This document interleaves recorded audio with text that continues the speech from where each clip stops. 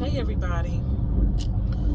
So I wanted to jump on a bandwagon regarding this Marvin Sapp asking the congregation for $40,000. Now I have mixed emotions regarding his tactic on asking the congregation for money, and a specific amount for that matter.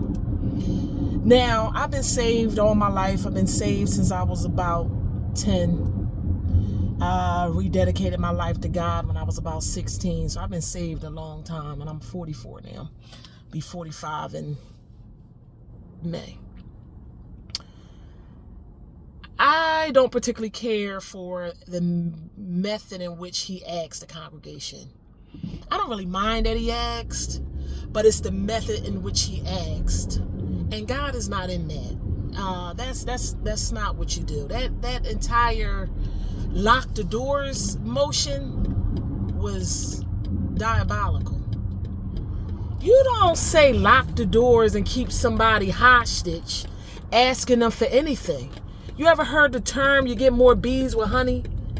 Well, that would be a great indicator in that situation.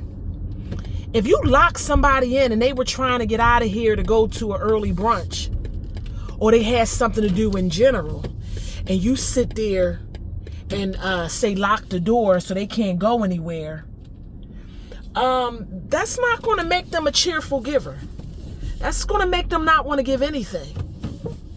You can't force somebody to give you anything, even if you want to slap the title God on it. That is not the way God will want you to do it. That is craziness. So he was dead wrong with that. Lock the doors. Are you kidding me? That was insane. He never should have done that. I don't agree with it. And it's not right. No. This is why people not coming to the church now. Because they feel like everything is about money. Money, money, money, money, money, money, money, money. And granted, money is needed to keep the doors of the church open. But let's go back, because for so long the church was getting tax-free dollars, and that was in the form of a 501. It was a 503c. Let me get it correct. The 503c was a tax allotment where the church was not getting taxed on the income that was coming in the church. No, so they was getting all this money and they weren't getting taxed. Meanwhile, they was asking the congregation to give their tithes and offering off of gross, not your net, off of gross. So that means your gross gets taxed, right? And then you're giving tithes off to the money in which that was taxed, which means there's even more money coming out of your resources. So that was that. I don't really like that, even though I've been a tither forever. I've always been a tither up until as of late. But but the church wasn't getting taxed. Now I think they've made changes over the last so many years that they now have to get taxed. But for years and years and years, they weren't getting taxed. So it was really crazy to ask people to give up more money when they're getting their money taxed. But you're getting thousands and hundreds of thousands and millions of dollars and not getting taxed. Even the small community, poor community churches weren't getting taxed. So all that money that was coming in there was all for them, all for like 100%.